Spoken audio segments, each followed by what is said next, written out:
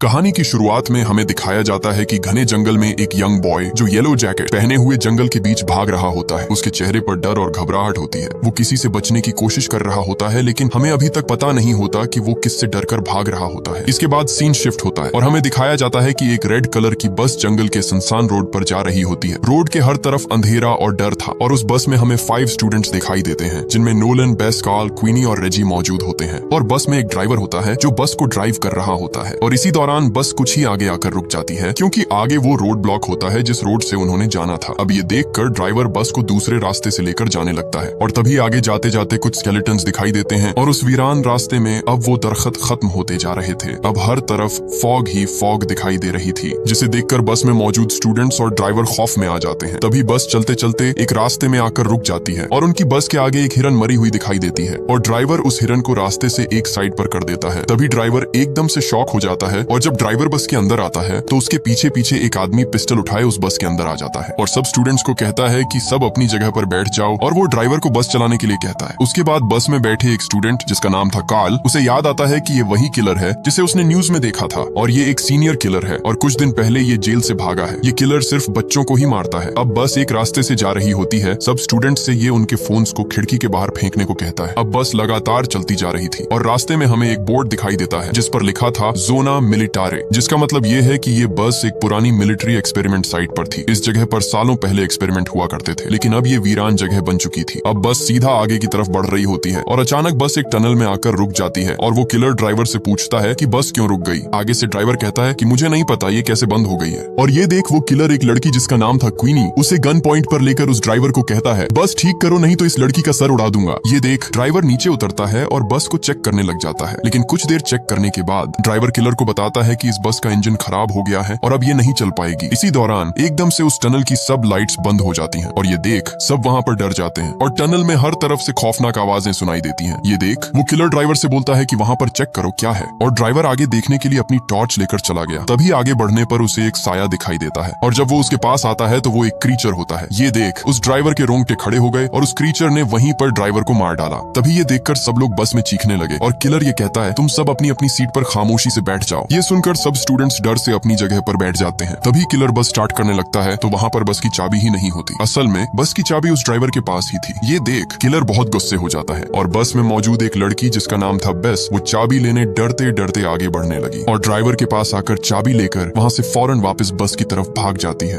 Base से सब students पूछते हैं क्या ड्राइवर जिंदा है, तो वो आगे से ना कर देती है क्योंकि उस क्रीचर ने ड्राइवर को बुरी तरह काट कर मार डाला है, इसलिए वो डर से कुछ नहीं बता पाती। अब किलर बस में मौजूद एक लड़के रेजी को कहता है कि जल्दी से बस स्टार्ट करो, लेकिन बस का इंजन खराब होने की वजह से बस स्टार्ट नहीं हो पा रही थी। ये देख वो किलर गुस्से से बोलता है बस स्टार्ट करो नहीं तो गोली मार दूंगा। इसी दौरान वहां पर नोलन फायदा उठाकर उस ड्राइवर को धक्का देता है और रेजी किलर की गन उठाकर उसे गन पॉइंट पर ले लेता है। रेजी किलर को कहता है कि तुम आगे बढ़ोगे तो गोली मार दूंगा, लेकिन किलर हंसकर कहता है कि तुम ये नहीं कर सकते। इसी दौरान बस के छत पर किसी के कूदने की आवाज आती है और किलर रेजी के हाथ से गन छीन लेता है। अब ये देखकर किलर बस से बाहर चला जाता है और कहता है कि कौन हो तुम, बाहर आओ। और जैसे ही वो ऊपर देखता है तो उसके चेहरे पर डर और खौफ की मुस्कुराहट थी और तभी किलर पर उस क्रीचर ने हमला करके वहीं पर उस किलर का सर उसके शरीर से अलग कर दिया। ये सबब देख बस के अंदर मौजूद सब स्टूडेंट्स और भी डर जाते हैं और उस क्रीचर को देखकर सब चिल्लाने लगते हैं और कुछ देर में वो क्रीचर बस के दरवाजे से घुसने लगता है और सब स्टूडेंट्स डर से चिल्लाने लगते हैं। तभी वो क्रीचर बस में आ जाता है और सब स्टूडेंट्स बस के दूसरे दरवाजे से भागने लगते हैं, लेकिन वो बस का दरवाजा नहीं खुल रहा था। इसी दौरान नोलन के पास टॉर्च थी। वो टॉर्च लगातार उस क्रीचर के मुंह पर मार रहा होता है जिससे वो क्रीचर उनके पास नहीं आ पाता है। तभी बस का दरवाजा खुल जाता है और वो सब स्टूडेंट्स वहां से भाग निकलते हैं। अब सब स्टूडेंट्स उस टनल में मौजूद एक बंकर में आते हैं और वहां उन्हें बंकर में मौजूद एक रूम मिलता है जहां वो एक मैप को देखते हैं। असल में ये मैप इस पूरी जगह का होता है। अब सभी स्टूडेंट्स मैप को देखकर कहने लगते हैं कि हमें यहाँ से उस क्रीचर से बचने के लिए इस साइट पर सभी लाइट्स को ऑन करना होगा। इस मैप को देखकर उन्हें एक कंट्रोल रूम का रास्ता मिलता है। अब नोलन और बेस उस कंट्रोल रूम को ढूंढने निकलते हैं। बाकी स्टूडेंट्स उस रूम में ही होते हैं और सब वहां पर अपने डर को कम करने के लिए कुछ म्यूजिक बजाकर अपने आप को शांत कर रहे होते हैं। इसी दौरान क्वीनी कार्ल और रेजी से कहती है कि मुझे बाथरूम जाना है और रेजी क्वीनी के साथ चल पड़ता है। अब कुछ देर बाद जब रेजी को क्वीनी की आवाज नहीं सुनाई दी तो वो देखता है कि क्वीनी वहां पर होती ही नहीं और ये देखकर रेजी बहुत डर जाता है और वो फौरन कार्ल को बताकर उसे ढूंढने निकल पड़ते हैं। रेजी और कार्ल दोनों क्वीनी को ढूंढने के लिए इधर उधर चिल्ला चिल्ला कर उसे पुकारते रहे, लेकिन क्वीनी उन्हें नहीं मिली। तभी रेजी और कार्ल एक जगह पर आकर देखते हैं तो वो हैरान हो जाते हैं। वो क्रीचर क्वीनी को खाने ही वाला होता है कि तभी रेजी वहां पर आग से उस क्रीचर का ध्यान हटाता है और वो क्रीचर क्वीनी के ऊपर से हट जाता है। ये देख कार्ल क्वीनी को वहां से बचा कर ले जाता है। लेकिन इधर रेजी की जान खतरे में थी, क्योंकि रेजी के हाथ से वो आग की लकड़ी उस क्रीचर ने गिरा दी थी। इसलिए वो क्रीचर इसका फायदा उठाकर उस पर हमला करने वाला ही होता है कि तभी नोलन और बेस वहां पर कंट्रोल रूम से सब लाइट्स को ऑन कर देते हैं। ये देख वो क्रीचर वहां से भाग गया और रेजी की जान दोबारा बच जाती है। इधर नोलन और बेस एक सीक्रेट रूम में आ जाते हैं, जहां उन्हें बहुत सी पिक्चर्स और कुछ बुक्स मिलती हैं। नोलन और बेस रूम में मौजूद सभी बुक्स और पिक्चर्स को सही से पढ़ते हैं, लेकिन इन सब में उन्हें उस क्रीचर के बारे में ही मालूम होता है। ये वो बुक्स और पिक्चर्स हैं जो सालों पहले इधर इस क्रीचर पर रिसर्च की गई थी, लेकिन वो इस काम में फेल हो गए थे। इसलिए अब इन बुक्स में उन्हें कुछ खास नहीं मिलता और वो वहां से वापस अपनी जगह पर जाने लगते हैं। और कुछ ही दूरी पर उन्हें एक साया दिखाई देता है और ये देख नोलन और बेस दोनों बहुत डर जाते हैं। इन्हें ये लगा कि वो क्रीचर दोबारा आ गया, लेकिन तभी वहां से उनके तीनों दोस्त आ रहे होते हैं। बेस क्वीनी के जख्म को देखकर बहुत डर जाती है और सभी साथी रेजी पर गुस्से होते हैं कि क्वीनी को अकेला क्यों छोड़ा। रेजी इस पर सॉरी करता है। फिर सब दोस्त वहां से दोबारा उसी सीक्रेट रूम में आ जाते हैं और वो उन सब बुक्स और नोट्स में से एक बुक को नोलन पढ़ने लगा। असल में ये एक स्टोरी होती है एक लड़के की, जिसे हमें मूवी के स्टार्ट पर दिखाया जाता है। ये यंग लड़का होता है जिसे शौक था न्यू चीजें और रास्ते एक्सप्लोर करने का, और एक दिन ये अपनी बहन के साथ एक दिन इस मिलिट्री साइट पर आ जाते हैं और ये लड़का मैप निकालकर उसे देखने लग जाता है। और तभी उसकी बहन सामने टनल में गौर से देखती है और थोड़ा आगे आने पर उसे एक खतरनाक और भयानक क्रीचर सी चीज को देखती है। लेकिन तभी उस क्रीचर ने उस पर अटैक कर दिया और उसका भाई वहीं पर क्रीचर को देखकर खौफ में आ गया और डर की वजह से अपनी बहन को बचाने की बजाय वो वहां से अपनी जान बचाने के लिए जंगल की तरफ भागने लगा। अब उसे ये सदमा लग गया था, क्योंकि वो अपनी बहन को अपने सामने मरते देखकर उसे वहां से बचा ना सका। अब उसने अपनी बहन का बदला लेने के लिए इस क्रीचर को मारने का प्लान बना लिया था। इसलिए अब वो सालों तक उस क्रीचर को खत्म करने के लिए उस पर रिसर्च कर रहा था। तरह तरह की बुक्स को रीड करता और रिसर्च करता रहा, लेकिन उसे क्रीचर को मारने का सोल्यूशन मिल चुका था। उसने उसे मारने के लिए एक मशीन का मैप बनाकर उसे रेडी करने लग जाता है, लेकिन वो मशीन को तैयार कर पाता तभी वहां पर वो क्रीचर आ गया और उसने उसकी वहीं पर उसकी जान ले ली। अब नोलन सभी से कहता है कि हमें यहीं पर रुकना होगा और जूलियो सार्पी का मिशन कंप्लीट करके यहाँ से बाहर जाएंगे। तभी क्वीनी जवाब देती है कि मैं नहीं चाहती कि मेरी वजह से किसी को कोई नुकसान पहुंचे। अब कार्ल और बेस भी नोलन के इस मिशन में साथ देने के लिए तैयार हो जाते हैं। ये देख क्वीनी भी इस मिशन के लिए रेडी हो जाती है। अब सभी दोस्त अपने काम में लग जाते हैं और उस मशीन के बारे में पढ़ने लगते हैं और फिर उस आदमी जिसका नाम जूलियो सार्पी है उसकी मशीन भी तैयार कर लेते हैं। अब सब दोस्तों ने मिलकर एक प्लान बनाया और क्वीनी का वो कपड़ा जिस पर उसका खून लगा हुआ था और साथ में एक रेडियो को भी, जिससे वो क्रीचर आवाज सुनकर वहां पर आ सके। क्वीनी को भी एक जगह पर खड़ा कर देते हैं ताकि वो क्रीचर एग्जैक्ट उस मशीन के करीब आए। अब सभी दोस्त उस क्रीचर के आने का इंतजार करते हैं। कुछ देर में वहां वो क्रीचर आ जाता है, लेकिन उस वक्त वहां पर बेस को जनरेटर के हैंडल को ऑन करना था, लेकिन वो पूरी तरह जैम हो गया, जिसकी वजह से वो क्रीचर क्वीनी की आवाज सुनकर उसके पास आ जाता है। लेकिन तभी नोलन वहां से जनरेटर को ऑन कर देता है, जिससे सब लाइट्स ऑन हो जाती हैं, जिसकी वजह से उस क्रीचर का ध्यान वहां से हट जाता है। और तभी वहां पर कार्ल उस क्रीचर पर हमला कर देता है और वहां से बेस और क्वीनी फौरन टनल से भागकर बाहर आ जाती हैं। इसी दौरान वो क्रीचर टनल में ही आ जाता है और पीछे से नोलन, कार्ल और रेजी तीनों आग की लकड़ियां लेकर भागते भागते उस पर फेंक देते हैं, जिससे उस क्रीचर को आग लग जाती है और वो क्रीचर मौके पर ही जलकर राख हो जाता है। ये देखकर सब बहुत खुश होते हैं और ये मूवी यहीं पर एंड हो जाती है। अगर ये वीडियो आपको अच्छी लगी तो इसे लाइक करें और हमारे चैनल फिल्मी नेस्ट को सब्सक्राइब कीजिएगा।